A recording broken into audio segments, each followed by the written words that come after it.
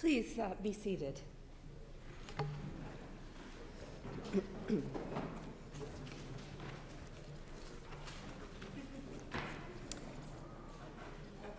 Untitled Chapter, Honorable Speaker and members of the Legislative Assembly. In closing, can't believe I did that.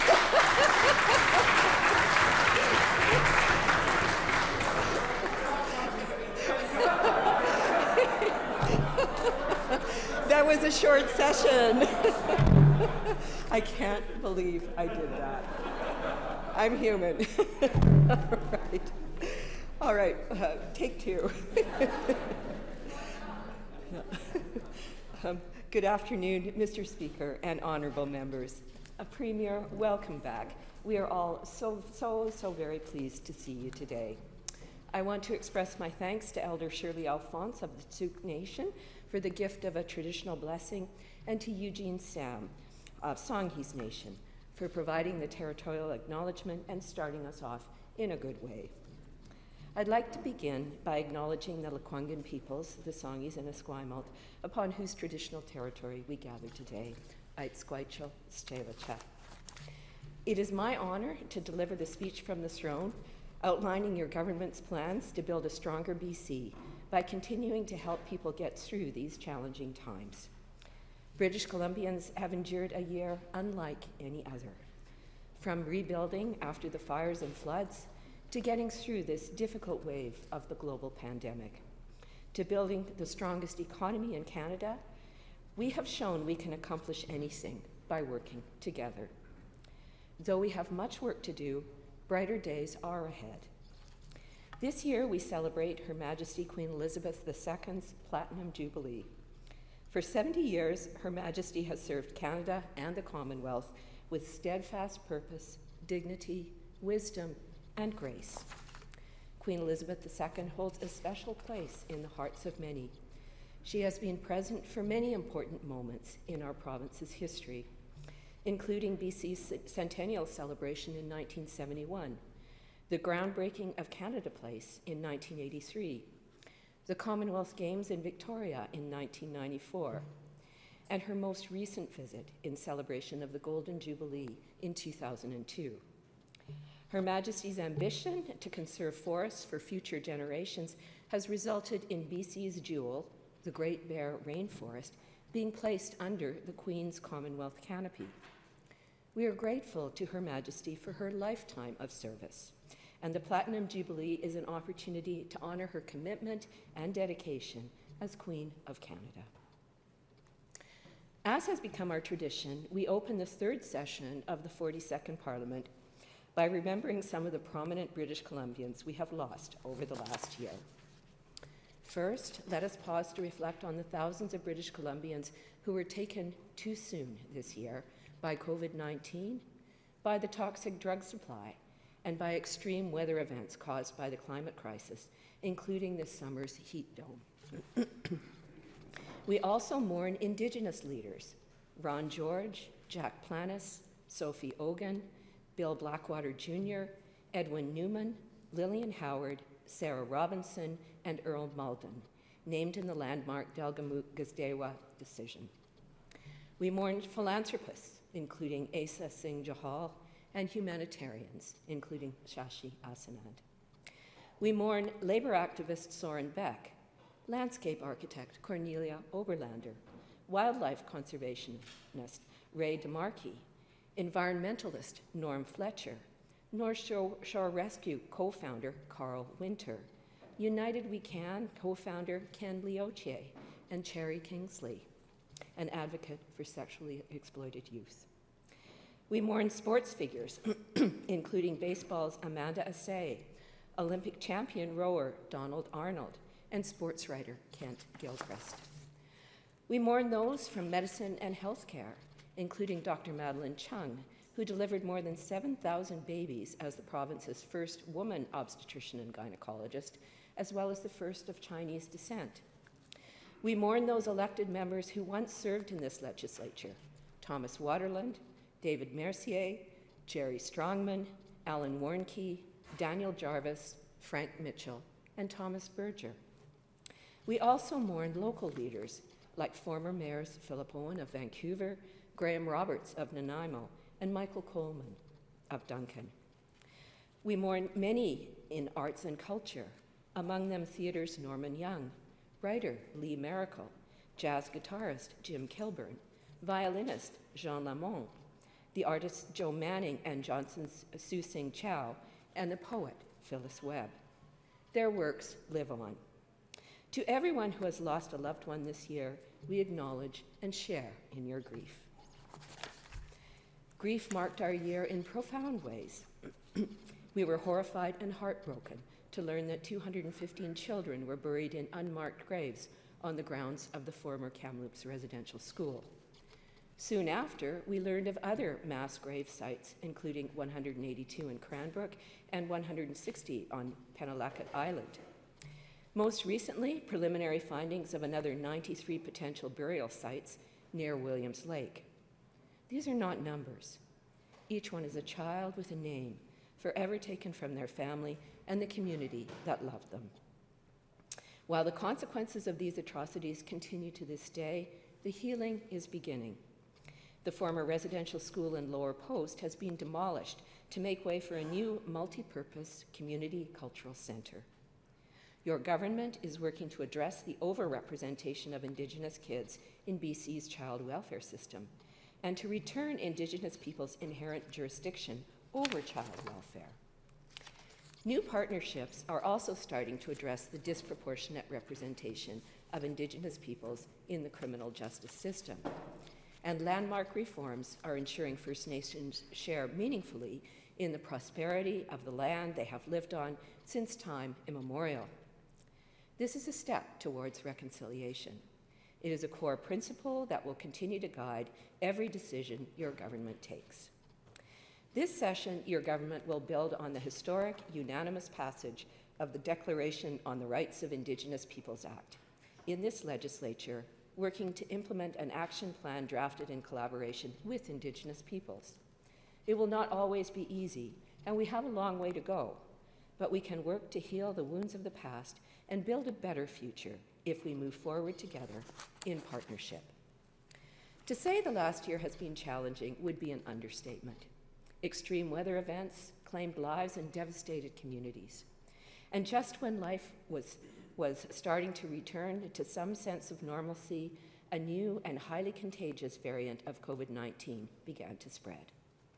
At a time when these same challenges have increased polarization and division around the world, people here in BC have pulled together.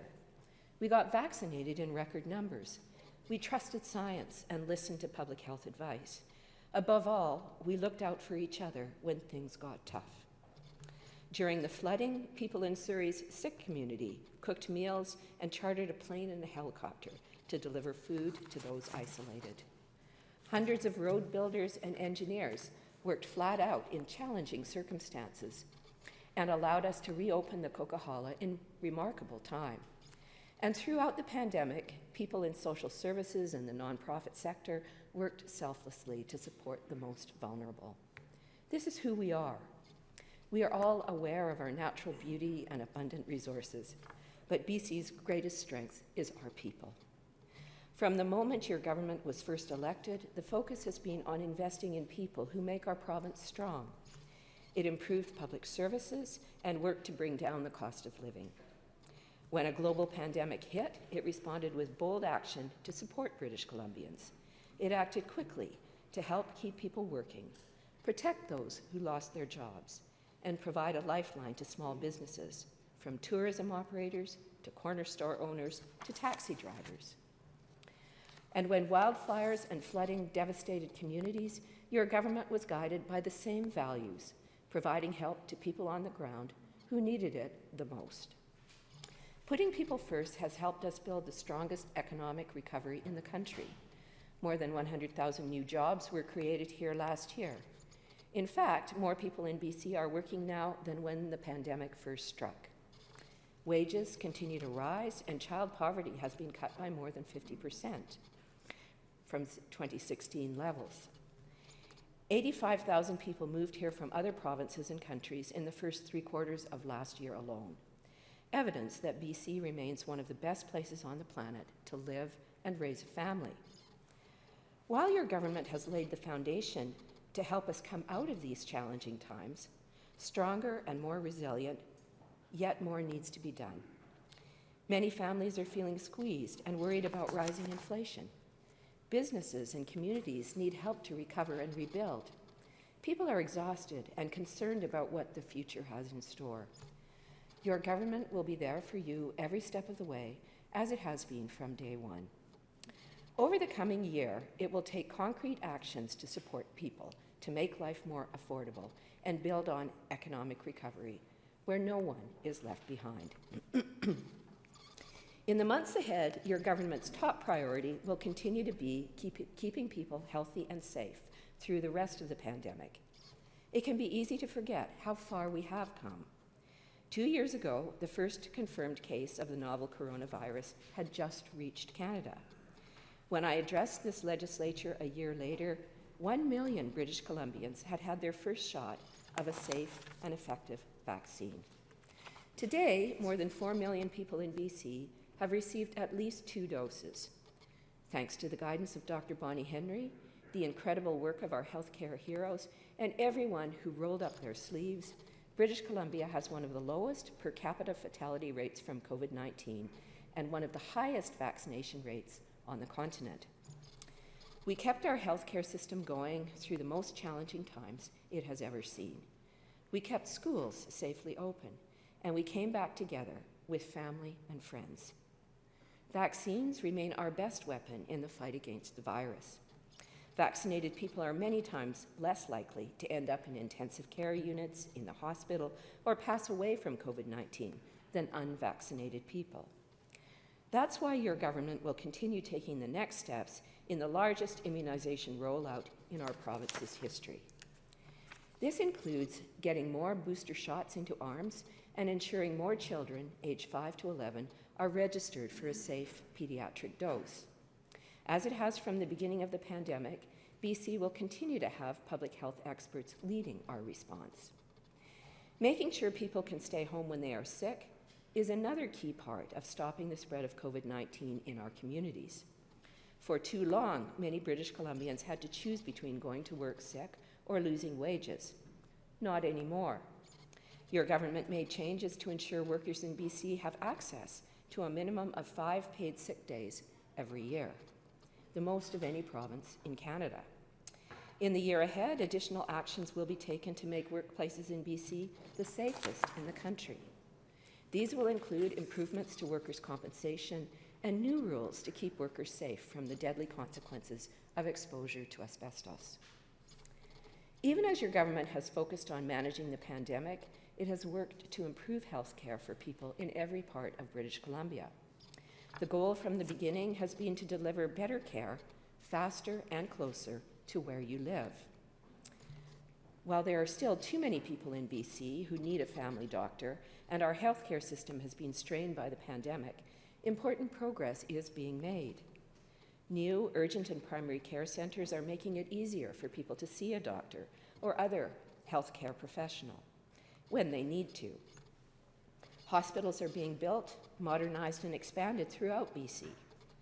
Thousands of healthcare workers have been hired over the past 2 years, 6,000 of them to care for seniors in long-term care homes or assisted living. And we are performing more surgeries and diagnostic tests by optimizing space and investing in more MRI scanners where they are needed the most. The pandemic has shown us just how important healthcare is to people. At the same time, it has exposed underlying gaps and will add long-lasting challenges. When governments in Canada first came together to lay the foundations of universal public health care, it was a 50-50 partnership. Today, the provinces are paying nearly 80% of healthcare costs.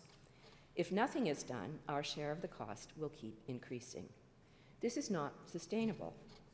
As chair of the Council of the Federation, your government will continue to lead an effort to secure a renewed partnership with Ottawa on healthcare investments. This is an important opportunity to work together with other provinces and our federal partners to protect and strengthen universal public health care from coast to coast to coast, so we can afford to continue modernizing and improving care for people. The loneliness and isolation of the last 2 years has also taken an enormous toll on many people's mental health. Through it all, your government has taken action to make sure more people can access the support they need. It has increased funding for free and affordable counseling programs, made it easier to find support through enhanced virtual services, and made historic investments in treatment and recovery. BC became the first province in Canada to offer a prescribed safe supply, a critical step to prevent overdoses from toxic drugs. At the same time as your government builds up supports, it is also working to tear down the stigma that can come with addiction. Last year, BC applied to the federal government to remove criminal penalties for people who possess small amounts of illicit drugs for personal use, and will continue to press for federal leadership. There is no doubt we have much more to do. We are building a comprehensive system of treatment and care in BC where one did not exist just 5 years ago. In the year ahead, your government will continue this groundbreaking work, including investments in a new housing model to meet the needs of those with serious, complex mental health and addiction issues, whose needs have not been met with existing health and housing services in their communities. In the last 2 years, we have seen just how important in-person, in-class learning is for our children's mental health and intellectual growth. Keeping schools open is essential for families, not just for kids, but also parents who get up every morning to go to work. Schools provide important support for the most vulnerable kids, like meal programs, and they act as community hubs, especially in times of crisis. That's why British Columbia was one of the first jurisdictions in the country to reopen schools and one of the few to keep them open throughout the pandemic. New investments, strong health guidelines, and high vaccination rates mean BC schools are safe and supported places for school staff and students. Ensuring kids get the best possible start in life has been a priority since the beginning. Over the last 4 years, record funding for education has helped BC schools hire thousands of new teachers and education assistants. In September, thousands of students returned to safer and modernized classrooms at 16 new or improved schools throughout the province. That included Langley's Donna Gabriel Robbins Elementary. Named after a member of the Kwantlen First Nation who dedicated her career to education in the district, the school also includes 100 new childcare spaces. These investments in schools and teachers will continue to increase as enrollment grows. While public services are being strengthened, your government is also making them more inclusive. It is working to remove barriers for people living with disabilities and to provide better care earlier for more children with support needs. It has ensured gender designation on provincial ID cards for two-spirit, transgender, and gender-diverse people. Which can now be changed without doctor verification. And your government will introduce new anti-racism data legislation this session, helping to pave the way to a fair and better delivery of services. While our work to make BC more inclusive is rooted in building a stronger future for everyone, we must recognize our shared history. In the days ahead, your government will take a major step towards establishing the first Chinese-Canadian Museum in Canada. It will be a beacon of light in Vancouver's Chinatown. The long overdue process to modernize the Royal BC Museum will also continue, with more details on the scope and budget to be decided in the coming months. Once complete, the RBCM's exhibits will continue to tell the story of our past, but it will include everyone in these stories, especially communities that were previously overlooked, ignored, or left out. In addition to strengthening public services, your government has also made choices that help make things a little easier for people in their everyday lives. Instead of giving tax cuts to the wealthiest, it gave middle-class families the largest break in a generation by ending expensive medical premiums. Interest on student loans and bridge tolls in the Lower Mainland have also been eliminated. and 300,000 families are receiving the Child Opportunity Benefit, putting thousands of dollars back into the pockets of those with kids under 18 years old. Despite the progress made, many people are still feeling squeezed. BC is an incredibly desirable place to live. That can also make it an expensive one. The pandemic has only made it more difficult for many, and that's why your government will continue taking steps to make life more affordable. Millions of drivers are benefiting from the biggest ICBC rate reduction for car insurance in BC history, saving people an average of almost $500. Hundreds of thousands of families will benefit from free public transit for kids under 12. People living on low incomes will continue to benefit from the first ever increase to the senior supplement and the largest ever increase to social assistance. And the lowest wage workers will benefit from a minimum wage that has gone from one of the lowest in the country to the highest among provinces at $15.20 an hour.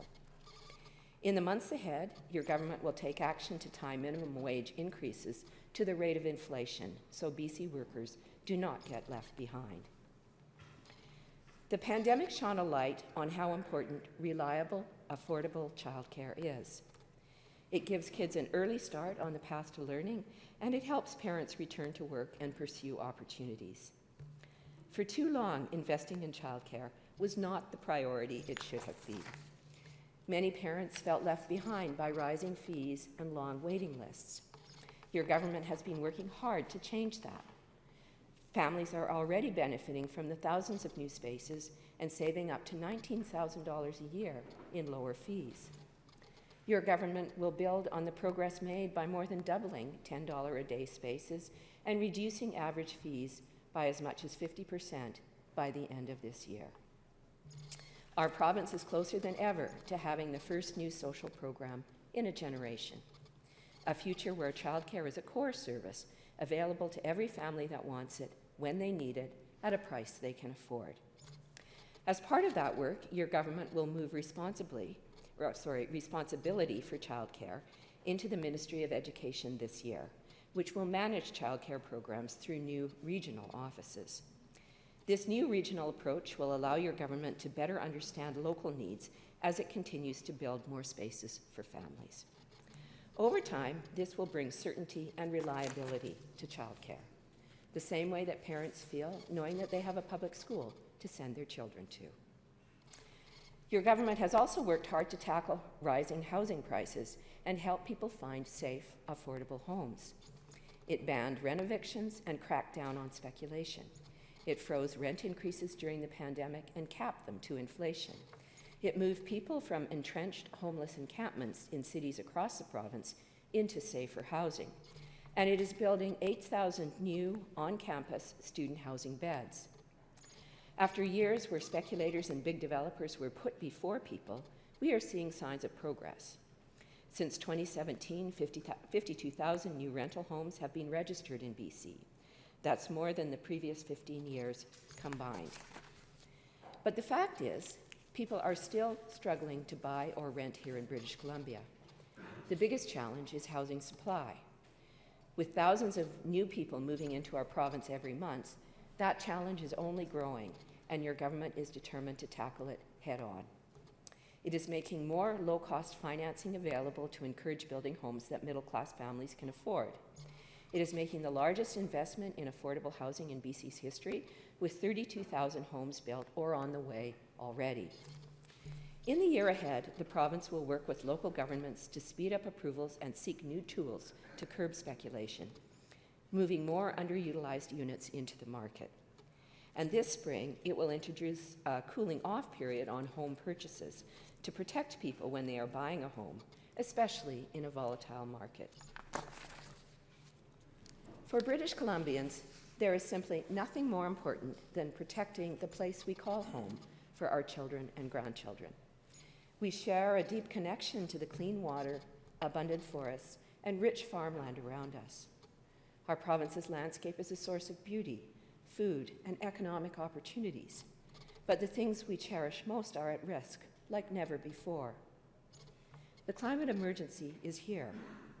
If there was ever any doubt, the extreme weather events of this summer and fall should have erased them for good. The impacts are all around us. People in Lytton lost their homes and community to wildfires. Farmers on the Sumas Prairie lost crops and livestock to the flooding. And people in every part of BC lost their lives to last summer's heat dome. The scale of the climate crisis we are living through demands that we act with greater urgency, both in the short term and over the long haul. The most pressing priority is helping communities recover and rebuild from recent extreme weather. Once again, your government has your back. It is providing supports to people who've been evacuated from their homes, including temporary housing, food and clothing, and helping repair highways.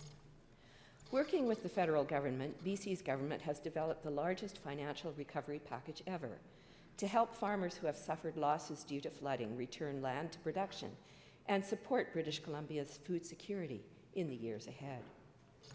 At the same time, climate change compels us to adapt how we plan and prepare for natural disasters. Ensuring infrastructure is climate resilient, built to withstand future events. Your government understands that communities can't do this on their own. That's why it will work with local governments to support recovery efforts with new investments so they can not only rebuild, but rebuild stronger than ever. Continuing to upgrade rapid transit, roads and bridges around the province is key to building stronger, more resilient communities. That's why your government is committed to bringing the SkyTrain all the way to Langley and has secured a major investment from the federal government to help make it a reality. When built, it will be the first rapid transit expansion south of the Fraser River in 3 decades. Work will also continue on the Broadway subway extension, replacements for the Massey Tunnel and Patella Bridge, as well as the 4th and final phase of the Kicking Horse Canyon. Taken together, these projects will create thousands of jobs, reduce carbon pollution, and cut commute times so families spend less time in traffic and more time together. 3 years ago, your government introduced Clean BC, an internationally recognized climate plan that is one of the strongest in North America. In that time, BC has set sectoral emission targets for the biggest polluters while we work with industry to protect jobs and competitiveness. We have legislated strong climate targets to reduce pollution and increase accountability. It is now easier than ever for people and businesses to switch from fossil fuels to clean, made-in-BC energy solutions. Last fall, your government took the next step by launching Clean BC Roadmap to 2030. It is a plan that builds on the progress we have made with new measures to keep us on track to meeting our Paris targets in 2030 and reaching net zero by 2050. Critically, it will encourage innovation of clean alternatives by making them more available and affordable to British Columbians. This includes helping homeowners reduce costs with rebates on heat pumps and plans to expand BC's EV charging network, building on our strength as a leader in electric vehicles. Over the coming year, your government will take additional steps to lower emissions. Communities will benefit from increased investments to strengthen capacity and build critical projects to reduce pollution and expand opportunities. A comprehensive review of the province's oil and gas royalty system will seek to eliminate outdated and inefficient fossil fuel subsidies. And under BC's new hydrogen strategy, we will build on our strengths to make our province a world leader in the low-carbon hydrogen economy. Another key to tackling and mitigating the effects of climate change is to protect BC's forests and their sensitive ecosystems. Our forests are part of who we are as British Columbians.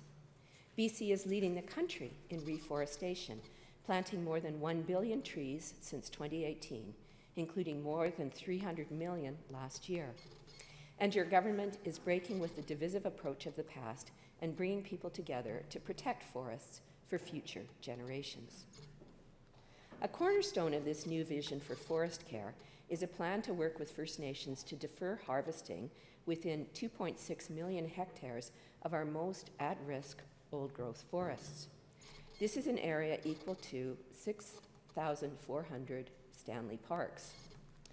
Deferrals will prevent irreversible biodiversity loss, while a new approach to sustainable forest management that prioritizes ecosystem health and increased community control is developed. Progress is already being made. Just last month, Nanwakolas Council and Western Forest Products worked together to defer the harvest of thousands of hectares of old growth on Vancouver Island. As deferrals are made, your government is making sure the people affected are cared for.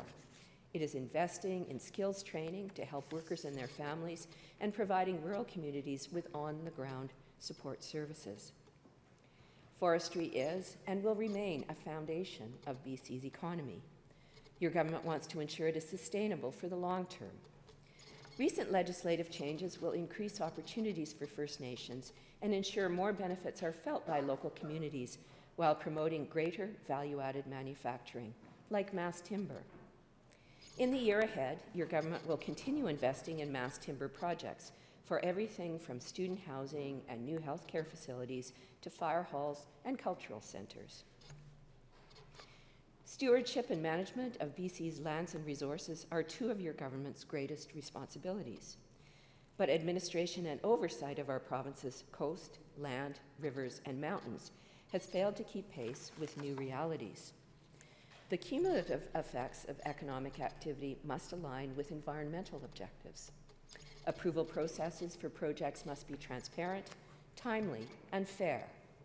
Most critically, BC's commitment to reconciliation must come to life through the consultation, collaboration, and co-management of land and resources envisioned in the Declaration on the Rights of Indigenous Peoples Act. In the coming months, your government will launch a new ministry created after more than a year of planning to support those goals. Despite the disruptions of the past few years, BC remains a national economic leader. We have a strong business climate with low unemployment. We enjoy a strategic location as a gateway to Asia and a port to the United States. The Port of Vancouver is Canada's largest, and a planned expansion in Prince Rupert could make it the country's second busiest this year. And we have a government that is helping people succeed in an economy where business is increasingly conducted online. Record funding has connected thousands of people to better high-speed internet in hundreds of rural, remote, and Indigenous communities throughout British Columbia. In a tumultuous world, BC's combination of high environmental standards, skilled labor, and partnerships with First Nations is providing certainty and attracting strong investment from around the world. Take mining as one example. The $4.3 billion investment by world-class Newcrest Mining in BC demonstrates strong investor confidence. Mining exploration in BC last year exceeded $600 million, an increase of 50% over the previous year and the highest level since 2012. Or take life sciences as another example. BC companies are helping to solve major challenges around the world while attracting talent and investment to our province.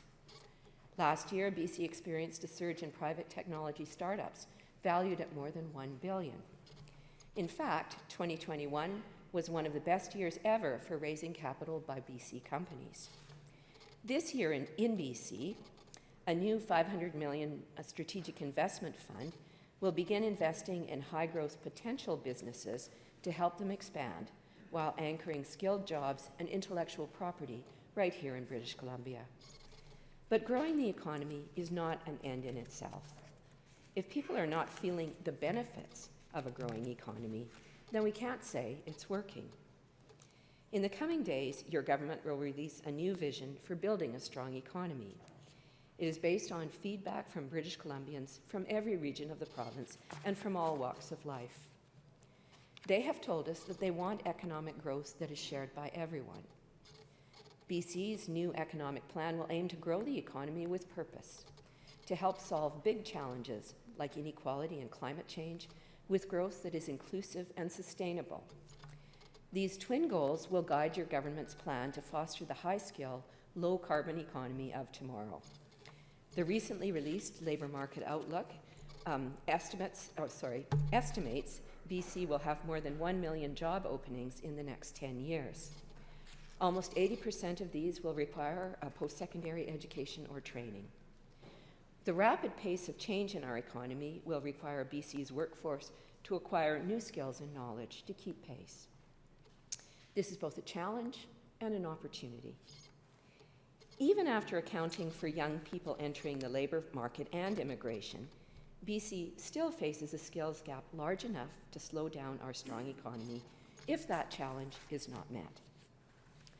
While your government has taken action to address the challenge by creating thousands of new post-secondary spaces and reducing barriers to education, more must be done.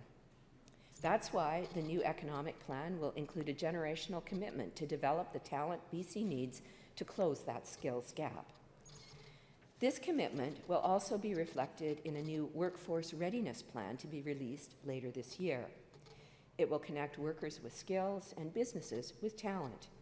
It will be guided by your government's core principle that people are our economy, because every aspect of the economy is supported by working people. The last 2 years have driven home how fragile our supply chains can be, and the disruptions have highlighted the importance of something we often take for granted, the food we eat. We are lucky to have incredible bounty here in our backyard. Food is a huge part of our economy. Between the people who grow and produce it and those who get it to grocery stores, tens of thousands work to put food on our plates. That's why your government's new economic plan will improve the movement of goods in and out of our province and grow BC's thriving agriculture and agritech sector. In 2 weeks, your government will deliver its next budget. This one will again choose to invest in people. It will continue to respond to the immediate effects of the pandemic and extreme weather that are still with us today, and it will build on our strengths to prepare us for the challenges and opportunities of tomorrow. New investments will be coming to make childcare more available and affordable, to get more people connected to high-speed internet, to train people for the jobs of tomorrow, and to help us better fight climate change while we protect communities from climate-related disasters. Your government knows that we can't cut our way to a better future. Building a strong economy is not about pulling back, it is about leading in to make life better for people. The extraordinary events of the last few years have taught us many lessons. One of the most important is our capacity to overcome big challenges when we work together and lift each other up. During the extreme weather this summer and fall, we saw examples all around us. Think of those still grieving on the Kamloops to Secwepemc First Nation, who nevertheless opened their homes and hearts to people fleeing wildfires. Or the owners of a small restaurant in Hope, who served breakfast to people who were stuck when floodwaters washed away sections of the highway. Or the farmer who went to buy supplies after losing his home to flooding, only to have the store's staff tell him there would be no charge for his purchases. This is the kind of kindness and generosity that will help us recover and rebuild stronger than ever. We have been through a lot together. No doubt there will be more challenges ahead. But if we look out for each other, we have shown we can overcome anything that gets thrown our way. As we begin this legislative session, your government will be right there to support you. It will continue to build a stronger BC for everyone by putting people first, just as it has since day one. And I guess finally, my personal message to all of you is one of gratitude. Gratitude for your tireless work and your leadership through what has surely been one of the most challenging periods in our history. Gratitude for your love of British Columbia and for all its people. And gratitude for your splendid service and for the many sacrifices you make for the privilege of serving all of us. I wish you all the very best and look forward to the next year. Hachka Siam. Thank you so much.